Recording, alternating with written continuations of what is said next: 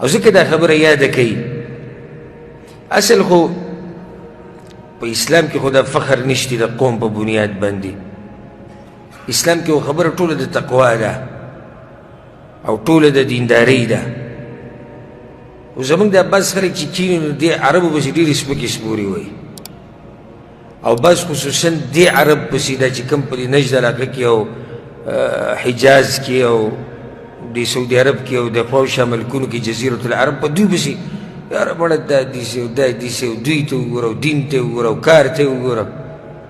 همدا که خلک دي چې پیغمبر صلی الله علیه وسلم وایي د دجال سره به ټولو نه لویه مقابله هم دوی کوي.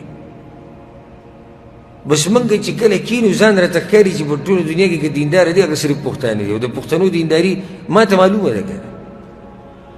ما ته معلومه چې دینداري په څه درجه کې ده. او که چا کې دینداري شتي، اول خو نن سبا فتنې ډېرې شوي دي، بېدیني عامه شوې ده. که چا کې دینداري ده نو د صحیح دین نه دی خبر. ډېر لږ خلک پکې د صحیح دین نه خبر دي، په خپل جهالت باندې اخته شوي. عوام یې پرېږده، مولیان لکه نن دی مولا تقریر مې اورېدی و، ملګري راولی و، وایي د پیغمبر ډېر آثارو په دې مکه او مدینه کې. هغه وایي دا وابیان دي، الله تباه و برباد کړي. د دې ملک دا باچایان یادول او وایي دوی ختم کړو. هغه وایي دوی ختم کړو. نو ما یې د نر زامن دي ځکه یې ختم کړو. پرېښودی وی نو ته تې بیا خوځېدې؟ وایي ځکه یې ووایي حضرت شاه صاحب به وی چې زه یو پیر د غار حرا له تلم که غار ثور یادوم. وی هلته مې کمیس وویستو او په دې غره پورې مو ځان سمدسې تاو راته وکړو. وایي ځکه چې ما ته پته و چې د پیغمبر بدن دلته لګېدلی، نه که دا اوس دې حکومت اجازت ورکړ خو دا ټول لازي دغه ځان به تاوی راتاوی نه. دا خو هغه موحد خلک دي ولله الحمد. او په دې موږ شکر ادا کوو چې الله حرمین د دوی په لاس کې ورکړي دي او دوی خدمت کوي. اعلی خدمت دا خو جدا مسله ده چې دا دوی کوي، خو ښکلې خبره ده چې عقیده د توحید ده، عقیده د توحید. او بیا وروسته د منګړت خبرې کول او د پروپیګنډې جوړول، د دې نه ځان لرې ساتئ. دا ملک چې دی سعودي عرب دا د سنیانو، د هغه مسلمانانو چې سنیان دي، دا د هغوی مرکز دی. دلته د الله کور دی، دلته پیغمبر صلی الله علیه وسلم جومات دی. کمی زیاتې په هر چا کې من ذا الذي ما ساء قط ومن له الحسنى فقط. هغه څوک دی چې صرف یې همیشه نیکیانې کړي دي، او هغه څوک دی چې د سره یې بدي نه ده کړې. هر انسان کې کمی زیاتې شته. په عقیده د توحید په دې ملک کې، په دې ملک کې زموږ د خلکو رزق دا نمک حرامي ده، او دا د سپکو خلکو کار دی.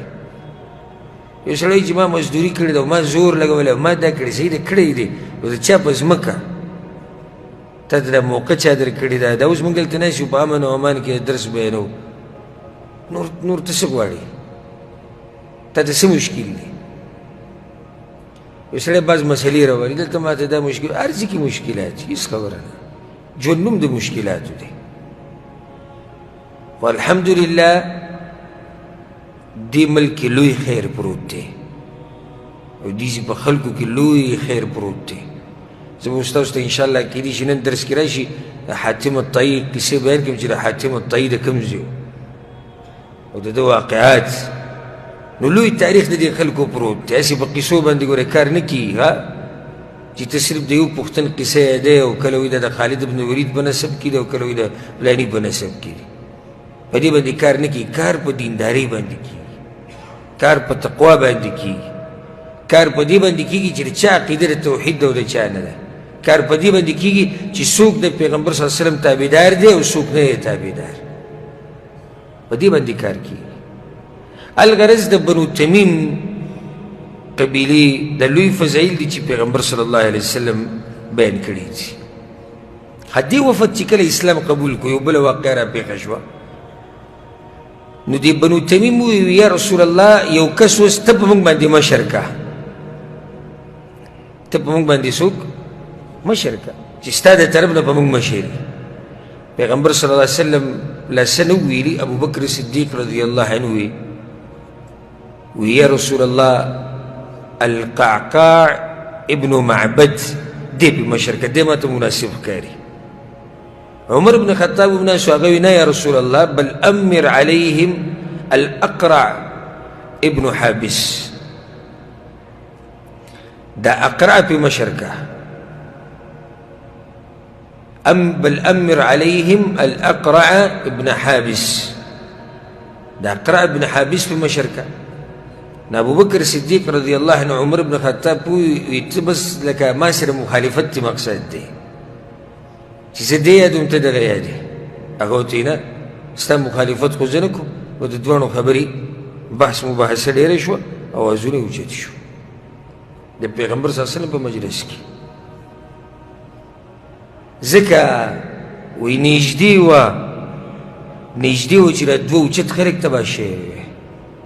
ولې د څه د لاسه اوچت اواز د لاسه نو الله آیتونه نازل کړو سوي الله يا أيها الذين آمنوا لا ترفعوا أصواتكم فوق صوت النبي ولا تجهروا له بالقول كجهر بعضكم لبعض أن تحبط أعمالكم وأنتم لا تشعرون الله يا ایمان والو د پیغمبر په आवाज به आवाजونه نو چته وي ګوره په مخ کې وبزوره خبرې نه کوي ان تحبط اعمالكم اعمال بم برباد شي خبر بني دا معنی ده نږدې و چې دوی اعمال برباد شي نږدې و چې اعمال برباد شي او الله تنبيه ورکړه نه و چته وي आवाजونه د پیغمبر صلی الله علیه وسلم په مجلس کې به आवाज نو چته وي داغه په مخ کې به زور خبرې نه کوي ځکه عبد الله بن زبیر سوي په صحیح بخاری کې دا روایت شته وي فكان عمر بعد ذلك اذا حدث النبي صلى الله عليه وسلم حديثا حدثه كأخي السرار وي عمر بن خطاب بیا ما په خپل ورېدو سوسو پیری د پیغمبر سره به په دومره کم आवाज کې او په دومره ټیټ आवाज کې خبرې کول او په دومره غلي आवाज کې چې پیغمبر به دې تپوس کو تاسو ته بیا وایي داسې ادب به کوو دغه د کوئی بې ادبي مقصد نه و خو انسانات دي خبرې د یو بل سره سټارټ شو به کې आवाजونه څه شو او چت شو الله ورته نه به اوچت وي आवाजونه نو دا یو ادب وسوم دی چې څوک د دې پیغمبر صلی الله علیه وسلم وارثي عالمي دغه په نقش قدم رواني او علم خلکو ته بیانوي دغه په مجلس کې هم آوازونه نه اوچتي لکه یو نیم به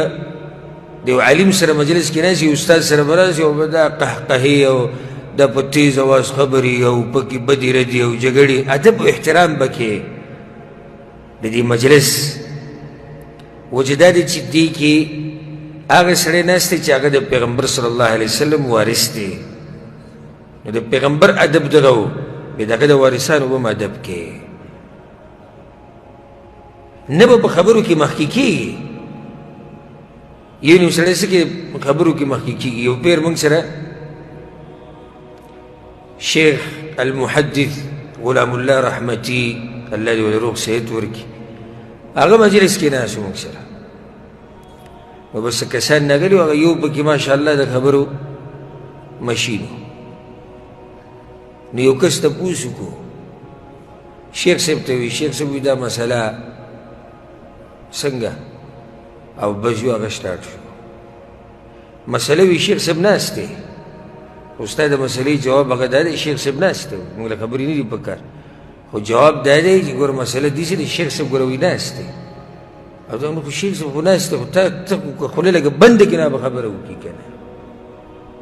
نه خو ناست دی خو تا کې خو ادب نشته چې خبرې ته پرېږدي یو مشر عالم ناست دی یو سپین ږیری عالم ناست او ته شیخ صاحب ناست و ناست خو دی خو ادب خو دا دی چې ته هغه خبرې ته پرېږدي ها که خبره کوې وایي شیخ صاحب که ستاسو اجازت وي اجازت یې درکړو خبره وکړه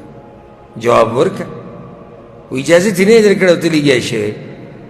د مجلس آداب یې ګورې ښه په دې باندې زما یو بیان شته الحمدلله هغه به واورئ را پیدا به یې کوي میلاویږي د مجلس آداب په انټرنیټ کې چې هم سرچ وکړئ نو په دې عنوان باندې به تاسو ته بیان میلاو شي نو د مجلس آدابي بیا د علماو د مجلس ځان له آدابي د مشرانو د سپین ږیرو د مجلس ځان له آدابي او د کشرانو د مجلس بیا ځان له خبري او لكل مقام مقال او د هر مقام دپاره خپلې خبرې دي ورسېدې که نه نو عمر بن خطاب بیا ډېر ډېرې خبرې باغه کولې یو روایت کې داسې هم راځي په صحیح بخاري صحیح مسلم کې دا شتي چې کله دا آیت نازل شو چې ای ایمان والا اوازونه به نه اوچتوي اعمال به هم برباد شي ګورئ نو ثابت بن قیس بن شماس رضی الله عنه نږدې وخت کې څه تذکره شوې ده خطبه یې چې وکړه د خطیب سړی او دا خطیب نه مقرر ده دا اواز صحیح اواز یې اوچت که نه اواز یې کمزوری کمزوری اواز ولا خطیب مزم نه کوي ګوره کم عالم یا مقرر چې اواز دروني او اواز یې تیزي او کله پکې لږ جذبه کېږي لکه پیغمبر صلی الله علیه وسلم چې به یې خطبه کوله نو سترګې به یې څه شوې سرې به شوې او اواز به یې تیز شو او داسې به لګیا لکه یو لښکر سره چې لګیا یا د صحابه کرام د یو لښکر نه یری نو ثابت ابن قیس رضی الله عنه یو خو د خطیب و د هغې د لاسه اواز اوچت ساتل پکار بل د ده قدرتي اواز اوچت و بس دی چې دا آیت یې واورېد صحابه کرامو د ایمانونه چې دا آیت یې څنګه واورېدو خاخاوي الله زما خبره کوي حبط عملي اعمال مې برباد شو انا من اهل النار زه جهنمي یم بس کور کې کېناست سر راتونه پیغمبر صلی الله علیه وسلم یې څو ورځې ودرېد او به یې تپوس وکړو ثابت نه ښکاري او یا رسول الله موږ هم نه ولاړ شي کوم ځای کې معلومات یې وکړي چې ورلو کور کې ناست وی تفقدک رسول الله صلی الله علیه وسلم پیغمبر صلی الله علیه وسلم دې تپوس کوي ما لکه ته ولې نه راځې ورته یې وي انا الذي ارفع صوتي فوق صوت النبي صلی الله علیه وسلم واجهر بالقول حبط عملي وانا من اهل النار هغه زه یم هغه اوازونه چې اوچتوي اعمال مې برباد دي زه جهنمي یم هغوی لاړو پیغمبر صلی الله علیه وسلم ته یا رسول الله ثابت خو کور کې ناسته وایي زه جهنمي یم پیغمبر صلی الله علیه وسلم ورته لاړ شي ورته ووایي چې بل انت من اهل الجنه ته خو جنتیانو کې راځه اواز مراد دلته هغه دی چې یعنې قصدن اواز اوچت شي یو سړی دی د هغه اواز طبیعي دي چې دی چې اوچت دی ته ګناهګار نه دی په دې باندې انس بن مالک رضی الله عنه څه وایي سبحان الله هغوی به داسې سړي ته ډېر حیران وو دا چې پیغمبر به وایي چې دا جنتي دی وایي موږ به هغه ته کتو راکتو به زموږ په دې منځ کې ګرځېدو او موږ به یو بل ته وایي هغه جنتي دا دی لکه چې صفا واضحه خبره د پیغمبر د طرف نه ثابت بن قیس بن شماس جنتي دی نو دا به ډېر عجیبه وه چې یو سړی په دنیا کې ګرځي او معلومه ده چې دا څه دی دا جنتي دی ډېره اوچته خبره ده نو ځکه به د صحابه کرامو چې په تعجب کې دا دی هغه پیغمبر چې ویلي چې دا جنتي دی داسې نور صحابه کرام مبارک هم داسې کله چې د جنګ یمامه باره کې مونږ خبرې کړې هم دي د ابوبکر صدیق رضی الله عنه سیرت چې ما کره بیانو خو دا هغه جنګ و چې د مسلمانانو او د مسیلمه کذاب په منځ کې و چې د نبوت دعویدار و په 12مه هجرۍ کې د ابوبکر صدیق رضی الله عنه په دور خلافت کې او په دې کې مسیلمه مردار کړی شوی په دغه جنګ کې دی دا ثابت بن قیس ومو او په هغه وخت کې عمر هم ډېر و نو انس بن مالک وایي په دغه جنګ کې چې کله موږ نو کان فینا بعض الانکشاف لکه من کې داسې د جنگ کې لکه شاته کېدو ورو لکه کمزورتیا په موږ کې راغلې وه په دې مسلمانانو کې وي په دې کې ثابت ابن قیس رضی الله عنه راغی او هغه کپړې اچولې وي چې کومې د کفن کپړې وي او خوشبو یې م لګولې وه او وی دا ستاسو را طریقه ده څه طریقه ده او په دې باندې ملګري عادت کوئ او ورننوتو په هغوی کې نو په حق د جنګ کې شهید شوی دی ثابت ابن قیس رضی الله عنه د په حق جنګ کې چې هغې ته معرکة الیمامه ویلی کېږي جنګ د یمامه د مسیلمه کذاب سره په هغې کې ثابت رضی الله عنه بیا شهید شوی دی د یو فایده یاده کوي دلته بله مسله علماء کرام دا وی امام ابن کثیر رحمه الله دا خبره بیان کړې ده وی چې څنګه چې پیغمبر صلی الله علیه وسلم په ژوند کې د هغه مخې ته اوازونه اوچتول ناروا دي او د هغه احترام به کې نو دغه شان به د پیغمبر صلی الله علیه وسلم د قبر په خوا کې هم اواز نه اوچتې ځکه چې د پیغمبر احترام په موږ باندې لازم دی که ژوندی دی او که په قبر کې دی احترام دغه چې ژوندی و دغه اوس احترام دا دی چې د هغه د قبر په خوا کې هم اواز نه اوچتې او ځکه دې ځای کې یو روایت امام بخاري راوړی صاحب ابن یزید وایي زه په دې مسجد نبوي کې ولاړ وم نو چا په کاڼي باندې وویشتم وی چې ما وکتو عمر بن خطاب رضی الله عنه وی ما ته وی چې لاړ شي لکه دوه کسان راوله یو دوه کسان ناست او هغوی اوازونه اوچت کړي وو د پیغمبر په جومات کې سجل کړه اوازونه اوچت کړي وو وی دغه دواړه ماله راوله چې راوستي وي من انتما یو روایت کې راځي من این انتما تاسو د کوم ځای نه یې مدینې تاسو وی نه نه موږ د طایف نه راغلي وو وی لو کنتما من أهل البلد لأوجعتكما تاسو که دی مدینه وی کنه ما وهلی ما دل سزا درکولا ترفعان اصواتكما في مسجد رسول الله صلى الله عليه وسلم تاسو د پیغمبر صلی الله علیه وسلم په جمعات کې आवाज اوچتوئ نو پیغمبر صلی الله علیه وسلم احترام دا دی چې د هغه د وفات نه بعد به هم د هغه د قبر په خوا کې आवाज نه اوچتې دغه کال نه هم کال او د دې د ابتدایي ورځې وې وفد راغی د بنو اسد ابن خزیمه دا هم غټ خاندان دی او ما وایي که دا کال د څه کال دی د وفدونو کال دی وابورئ تاسو یعنې ډېر وفدونه راغلي دي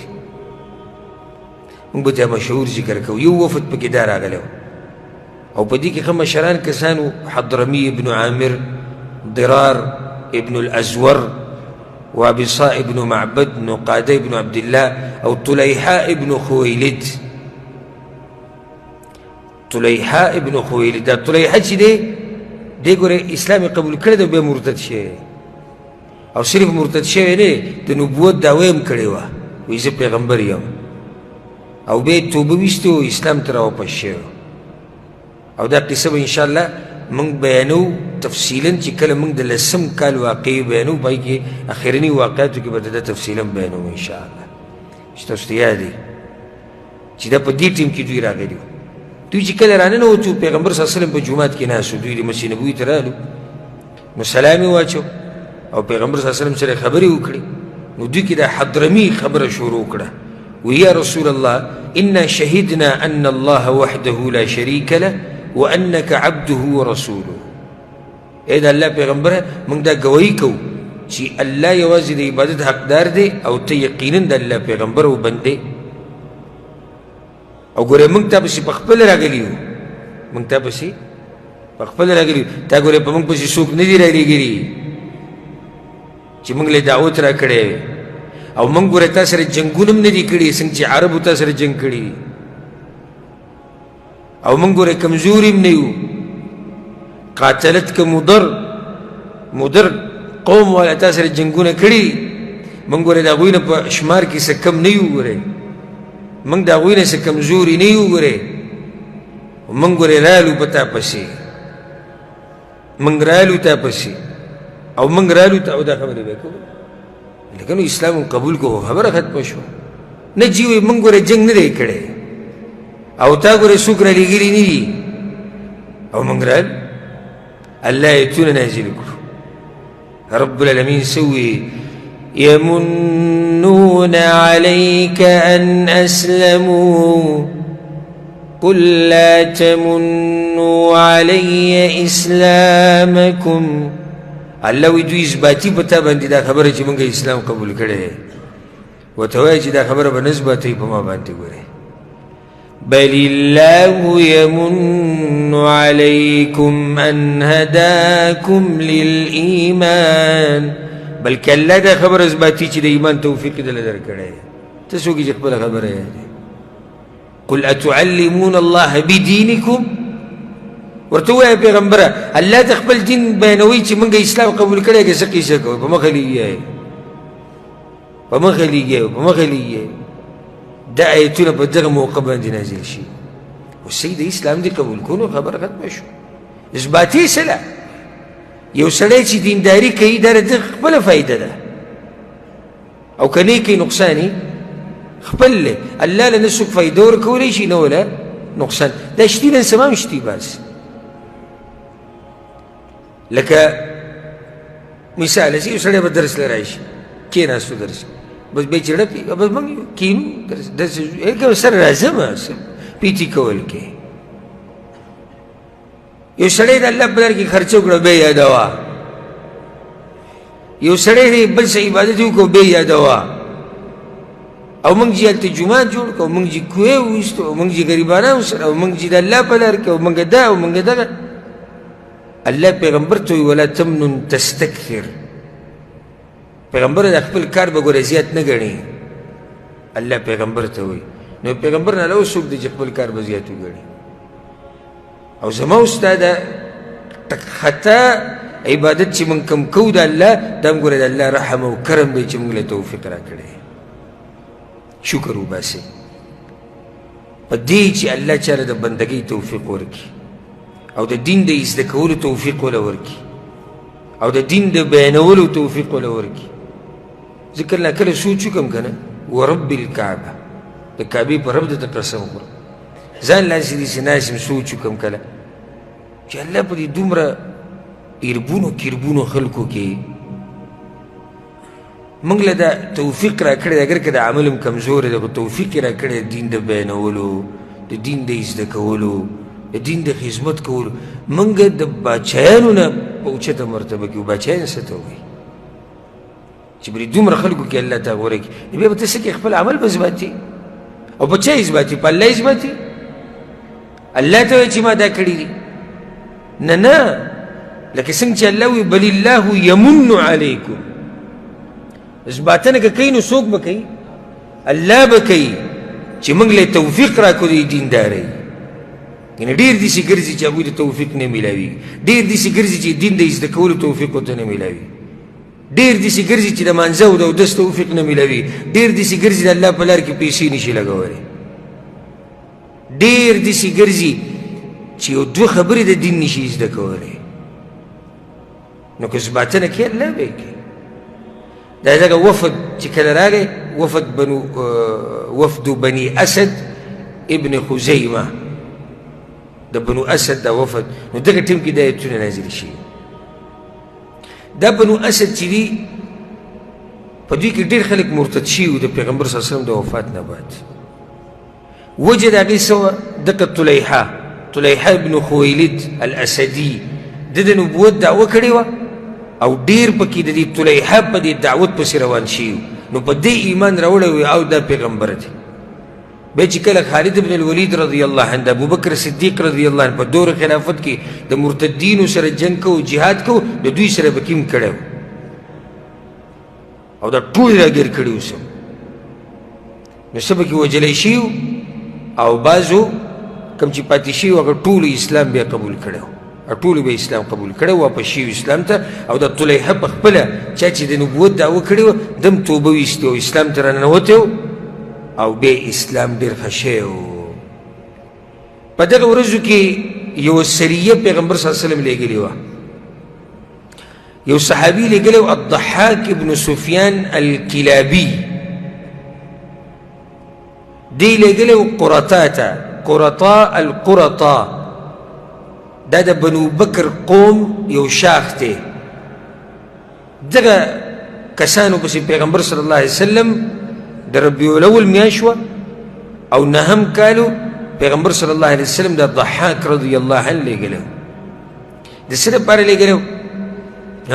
چې د اسلام دعوت وله ورکړي او د ده سره د دې ضحاک سره یو بل کس و الاصید ابن سلمه ابن قرط او په سیرت کې به د ناشنا ناشنا نومونه اورئ او ځکه کوم سړی چې د پیغمبر صلی الله علیه وسلم د سیرت سره عادت دي دا نومونه په هغه باندې ناشنا دي نه دي ناشنا او چې یو سړی نه یې عادت د پیغمبر صلی الله علیه وسلم د سیرت سره او ناشنا یي د هغې نه دا نومونه پې هم ناشنا یي نو د ده سره یو بل کس د ضحاک سره چې هغه ته ویل کېږي الاصید دوی د دې قوم سره په کوم ځای کې ملو شو په یوه علاقه کې چې هغې ته ویل کېږي زجو لاوه دا په دې نجد علاقه کې یو ځای دی دوی چې سره څنګه ملو شو اسلام دعوت یې وله ورکړو هغوی انکار وکړو وایي موږ اسلام نه قبلو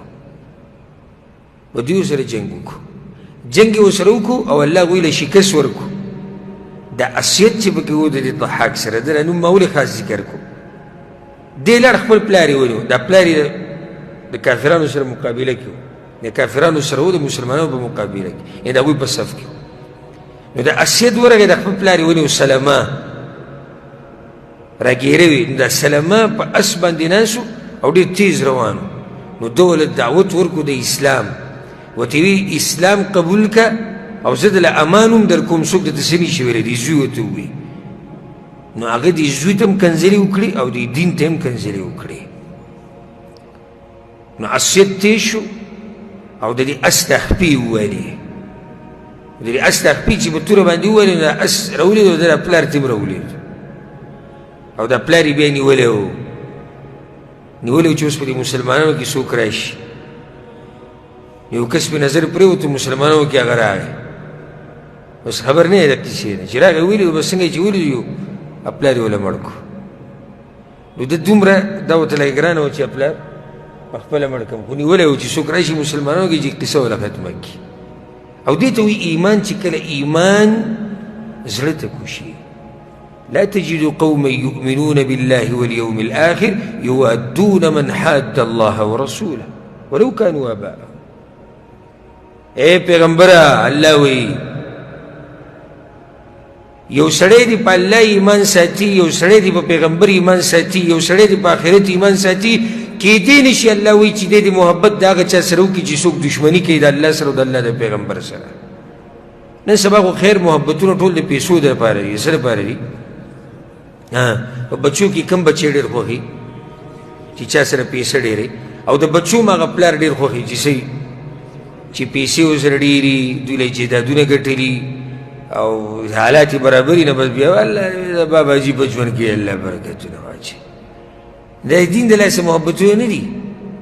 صرف ټول دنیا ده نو تر دې چې د پلار او د زوی رشته هم نن سبا هغه د دنیا د لاسه قایمه شوې ده او ورور خو پرېږده نو چې کوم ورور په وروڼو کې غریب وي اکثر یې څوک تپوس هم نه کوي اګر که دینداری په دیندارۍ وله وایي څه کوو وایي زمونږ د دیندارۍ سره څه کار دا سره خو یې ریالو نه یو تشپاڼه یې ګرځي او چې مالدار نو که دا ورور چې مالي حالت یې ښیي که دا ورور مونځ نه کوي څه نقصان شته نه که دا ورور فلمونه ګوري څه خبره ده نه که دا ورور ګیره خوري څه ګټه خبره ده نه که دا ورور ډمتوب کوي که زنا کوي که شراب څکي که هر څه کوي خو خیر دی وایي خیر دی په دې چې هلته څه تنخواهي مضبوطه ده پیسې ورسره دي جایداد یې دی نو الحمدلله زمونږ رشتې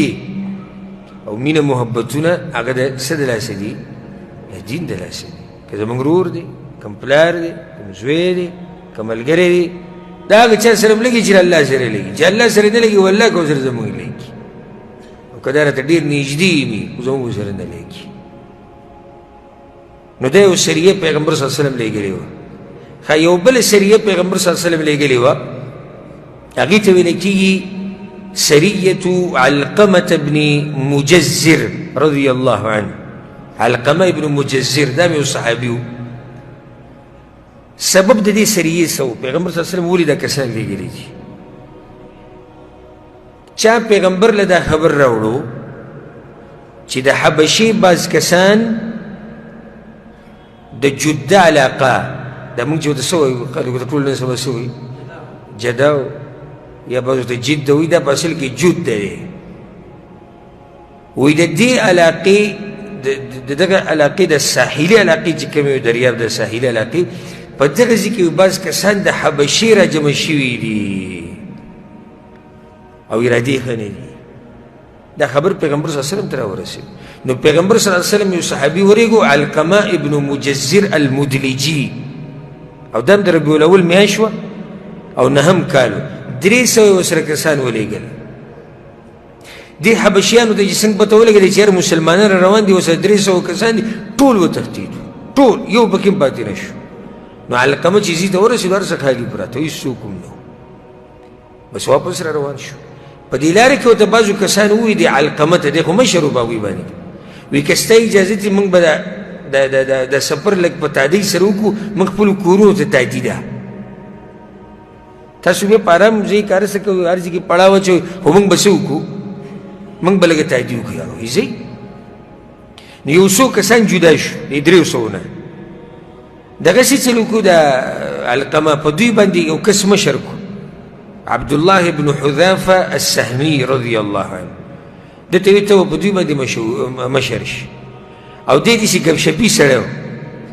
د عبدالله بن حذافه څه و؟ لږ ګپشپي و، خوش مزاجه و. په لاره کې دې کسانو په یو ځای کې پړاو واچو. کوم و؟ دا کوم چې جدا شو، دوی پړاو واچو، ورې ولګو، ځان یې ګرمو را ګرمو، نو ځکه جمع و، موسم یخ و او څه خوراک یې پې هم تیار و. نو دی عبدالله ورته ووایي، وایي زه ستاسو امیر یم که نه یم؟ هغه وایي هاو. وایي پیغمبر ویلي چې د امیر به منئ، داسې ده که نه ده؟ وایي هاو. نو وایي پیغمبر ویلي چې چا د امیر ومنله هغه زما ومنله، وایي داسې ده که نه؟ وایي هاو. نو زه چې اوس تاسو ته څه یم کوئ به؟ وایي هاو کوي، ځکه چې ته خو امیر، او پیغمبر ویلي چې د امیر خبره به منئ. نو بس وایي زه تاسو ته دا وایم چې دی اور ته ودانګئ. دا کوم اور م چې بل کړی دې ته ودانګئ، ځکه چې هلته خو د امیر خبره منل څه دي؟ لازم دي. نو تاسو به اوس دانګئ. عباس پکې خفه شو، راپاڅېدو، څه ناشنا خبره وکړه. وی انما فررنا الى النبي صلی الله علیه وسلم من النار. موږ چې د پیغمبر خوا د تښتېدلي وو، په هغه مې ایمان راوړی، خو د دې اور نه تښتېدلي وو، ته بیا موږ اور ته ورچې.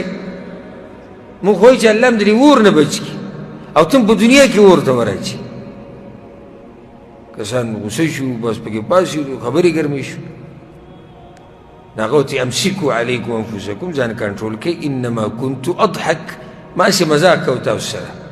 رالو پیغمبر صلی الله علیه وسلم ته خبره وکړه، یا رسول الله وایي داسې قیصه وه. پیغمبر صلی الله علیه وسلم وایي که دې اور ته څوک ننوتی وی، نو د قیامته پورې به په اور کې سوځېدی. لا طاعة في معصية الله انما الطاعة في المعروف. پیغمبر صلی الله علیه وسلم ورته وایي د مخلوق خبره به صرف په هغه خبرو کې منلی کېږي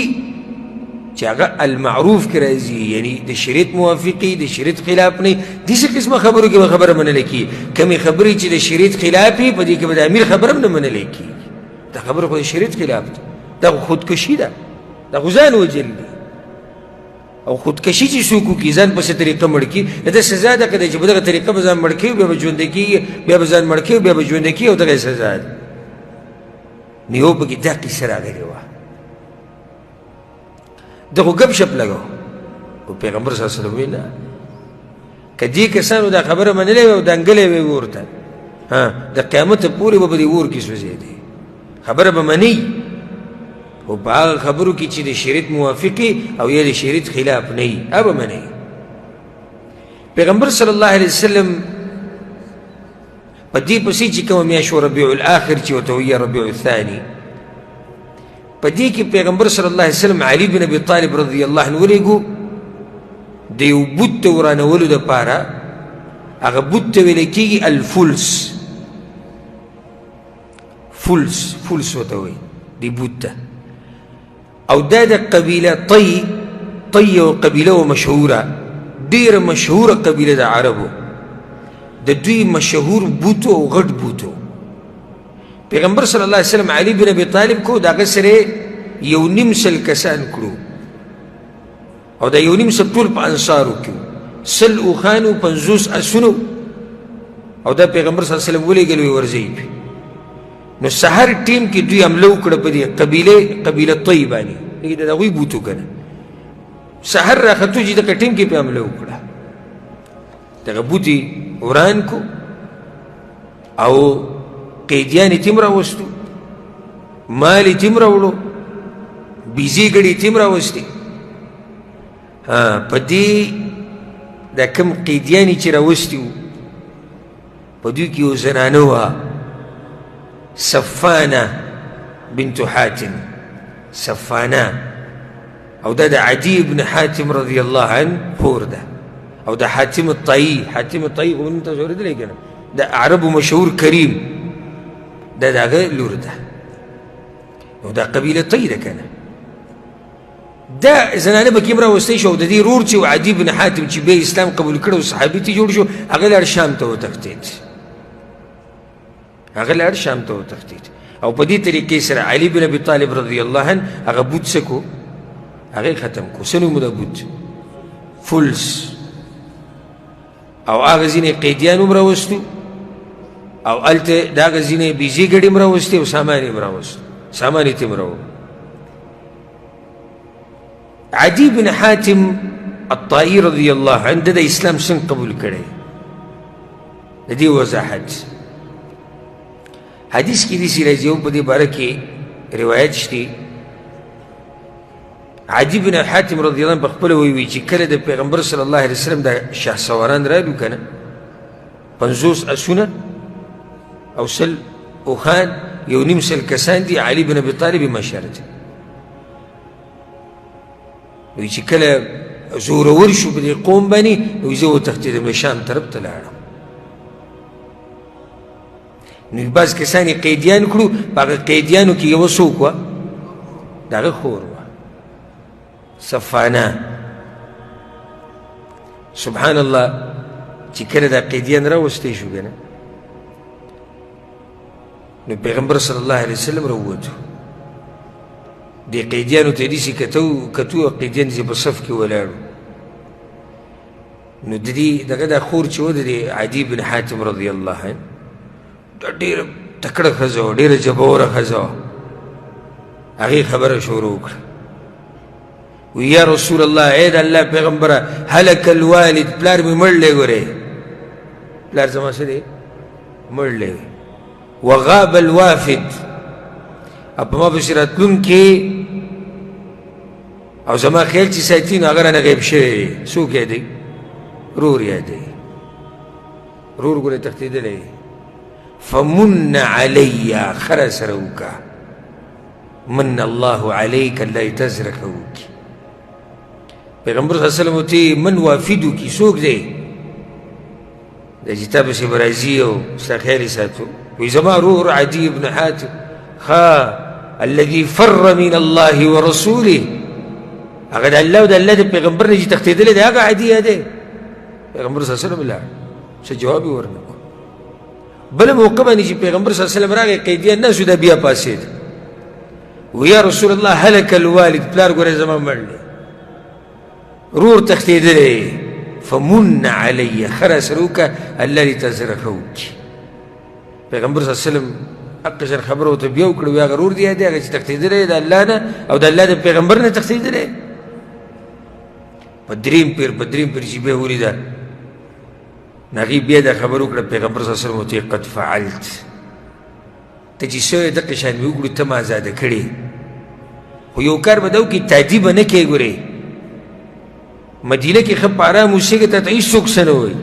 دا اخلاق د پیغمبر صلی الله علیه وسلم. نن سبا چې د خنزیر او د شادو د اولاد راولېږي، او په هغه پورې مذاق کوي، د هغه په اخلاقو پورې دوی خبر نه وي د پیغمبر صلی الله علیه وسلم د خوی نه، بس دوی دا د دهشتګردو مذهب دی او دا د زناورو مذهب دی. زموږ مذهب ویې نه راشه که نه، څنګه اخلاق دي د پیغمبر صلی الله علیه وسلم، څنګه اخلاق دي د صحابه کرامو او بیا د دیندارو خلکو د اوسه پورې. چې یو دیندار انسان ولاړ په لاره باندې نو به ته به مطمئن یې چې یو سړی د الله نه یېرېږي، که دې خور دغسې کې پرېښوده، که دې مور پرېښوده، که دې لور پرېښوده، ورب الکعبه یقین به دي چې زما خور دلته په څه ده، په امن کې ده، ځکه چې دا سړی یېرېږي د الله نه. یېرېږي خو سړی د هغه چا نه چې څوک نه یېرېږي د الله نه، د الله نه چې څوک یېرېږي د هغه نه څه یېره، خو د الله نه یېرېږي. پیغمبر صلی الله علیه وسلم ورته تعدي مه کوه، مدینه کې اوسېږه، که څوک درته میلاو شو ستاسو د قوم او ته یې بویي ستاسو علاقو ته، نو بیا ښه په ارام لاړه شه، خو چې څوک نه یې میلاو شوی نو ځه مه. هغه یې صحیح دی. په دغه ټیم کې پیغمبر صلی الله علیه وسلم چې لاړو، یو سړی دغه ځای کې ولاړو، وی علي بن ابي طالب رضی الله عنه راغی په دې صفانه پسې، وی سلیه حملانا، د دې پیغمبر نه د سورلۍ سوال وکړه، ماله سورلۍ راکړه. ته خو به واپس ځې خپلې علاقې ته، تا له سورلۍ پکار ده، سامان پکار دی، ده ته ووایه. او خو داسې انسان لکه څنګه چې باز وایي، وی لا ټکی د هغه په ژبه کې نه و، که چېرته دا کلمه نه وي هغه به لا د سره ویلی نه وي، دا د هغه په خوی کې نه و چې یو شی ته ووایي هغه وایي نه. راغله یا رسول الله زه خو به ځم، خو سورلۍ پیغمبر صلی الله علیه وسلم مسکی شو، وی سورلۍ او د سورلۍ نه زیات بدله درکړو، سورلۍ کپړې سامان چې څه وه ټول یې ورکړو. دا لاړه په دغه پسې ډایرک شام ته لاړه، په چا پسې؟ ورور پسې،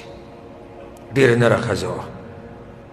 لاړه به پلار پسې، دا حاتم طایي بچي دي ګورئ، د حاتم طایي که و خو زه به تاسو ته هغه لږ یو څو خبرې بیان کړم. ډېر مشهور انسان په عربو کې، بلکې عجم هم پېژني، دا د هغه بچي دي او د هغه وي دوه زامن او یو لور و، دی لور و او دغه زوی دی عدي، او یو بل هم داسې ویلی کېږي تاریخ کې. وایي چې کله دا ورغله د خپل ورور یې ولیدو،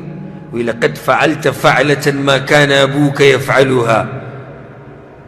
تا خو داسې کار کړی دی، ورور ته وایي چې ستا پلار چېرته دا کار نه دی کړی. وتښتېدې، دا کومه طریقه ده ستا چې ته تښتې؟ نو هغه ورته وایي څه راته ویې، ډېره هوښیاره ښځه وه، مشره ښځه وه، بوډۍ. ورته یې ویې لاړ شه، که پیغمبري چې خو خپل ځای ته ورسېدي ایمان به پرې راوړي، او که باچا یي نو هم زور ورسره ډېر دی، ته به بد شي، هر طرف ته ستا څه دی خیر دی، پکې فایده له لاړ شي. هغه وایي صحیح. عدي بن حاتم په خپله وایي زه رالم مدینې ته، وایي چې څنګه راننوتم که نه جومات ته راننوتم. عدي بن حاتم خو مشهور سړی و، د مشهور سړي زوی دی. وایي چې څنګه راننوتم هغه خلکو وکتو ته، جاء عدي بن حاتم، جاء عدي بن حاتم دی، عدي بن حاتم، او جومات کې شور شو. او یو ښایسته غوندې انسان وی ناست و، داسې ښایسته انسان چې وصف د هغه نه بیانولی کېږي. پیغمبر صلی الله علیه وسلم وایي زه ورغلم هغه خوا ته کېناستم،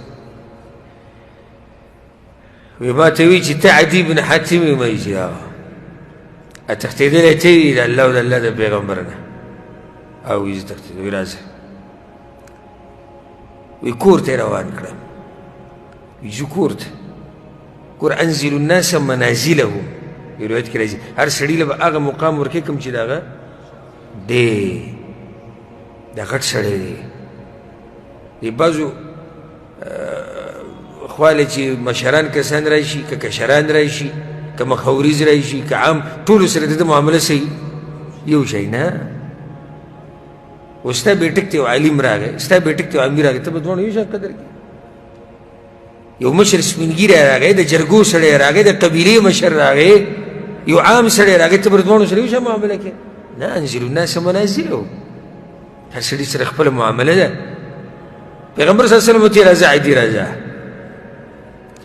وایي زه اوس په لاره کې په سوچ کې یم چې دا پیغمبر دی که دا باچا دی یا خو دی پیغمبر دی رښتینی او یا دی څه دی باچا دی بس باچایي د زور دی یو بوډۍ ورته اواز وکړو پیغمبر صلی الله علیه وسلم ته فاستوقفته امرأة ضعیفه کمزورې ښځه وه بوډۍ ښځه وه هغې ورته اواز وکړو پیغمبر صلی الله علیه وسلم ورغی ولاړ ولاړ ولاړ هغې ورته خپلې خبرې کولې وایي ما په زړه کې وایي چې د باچایانو خو دا خوی نه وي د باچایانو خوی هغه داسې نه وي باچا دې ښځې ته داسې ودرېږي او بیا دې ورسره ولاړي داسې عجز او زموږ پیغمبر صلی الله علیه وسلم وایي چې کله کور ته ورسېدو یو بالغ یې راواغېستو وایي ما ته وایي چې عادي کښېنه په دې بالغ باندې وایي ما چې نه تاسو کښېنئ وایي چې نه ته کښېنه بالغ باندې او په خپله په ځمکه باندې کښېناست وایي ما چې دا باچا نه دی دا د باچایانو خوی نه دی داسې عاجزه انسان پیغمبر صلی الله علیه وسلم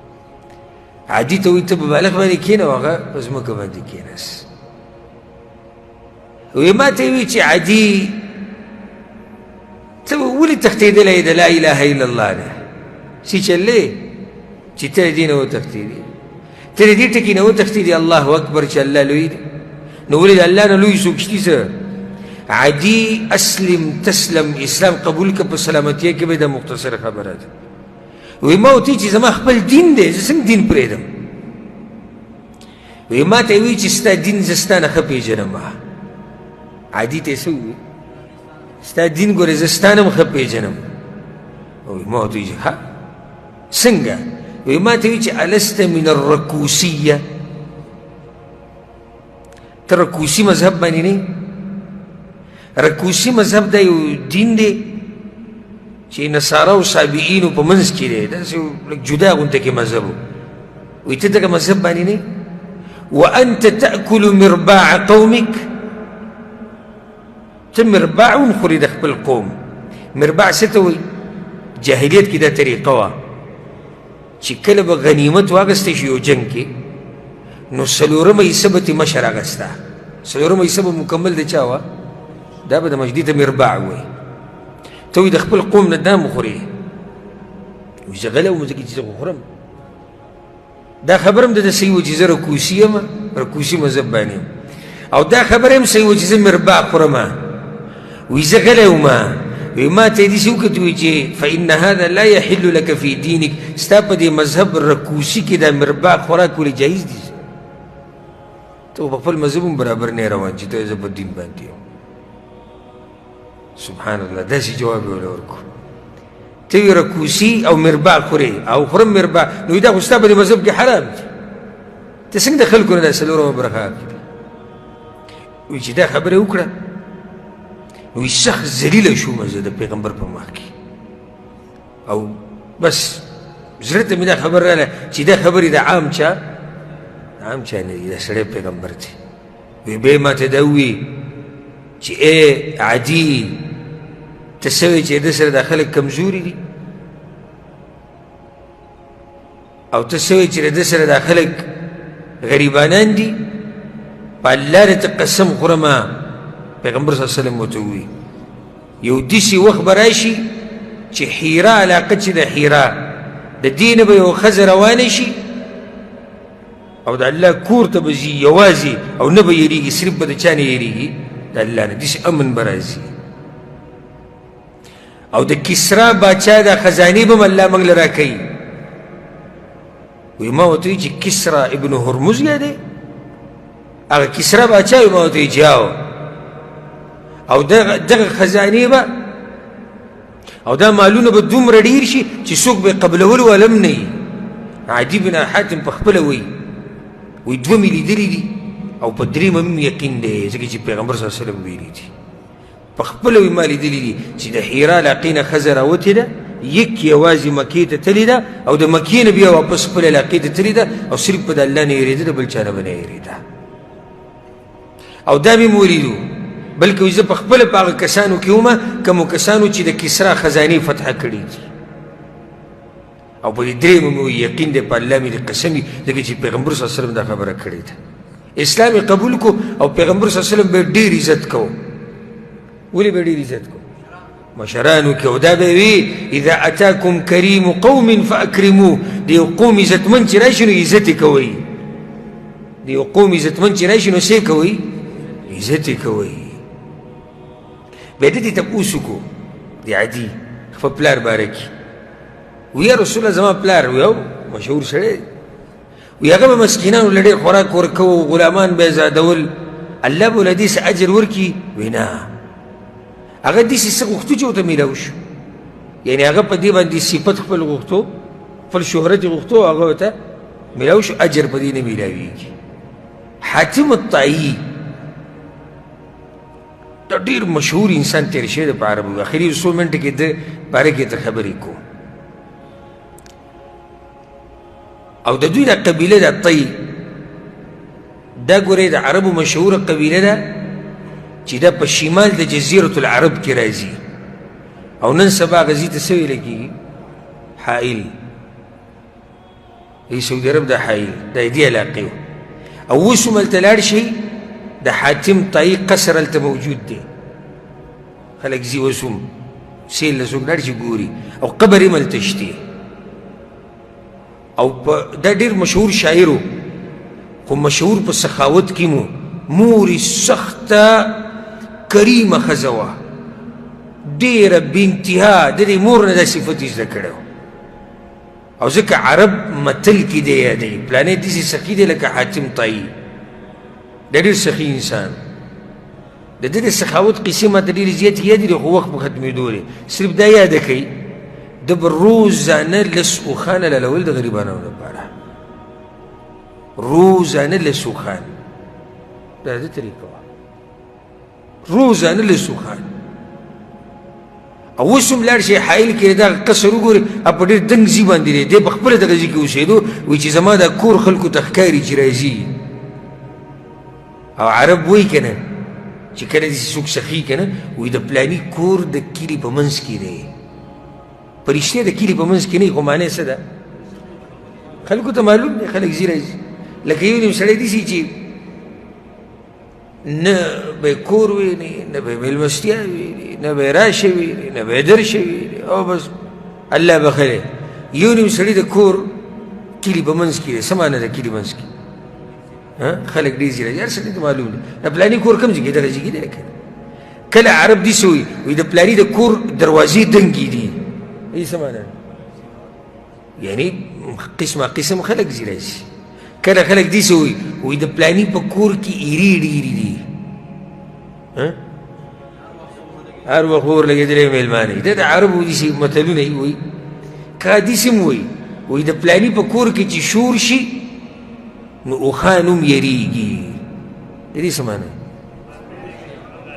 اوښان یریږي چې موږ به اوس حلالېږي او دا د ځوانانو قیسې د چا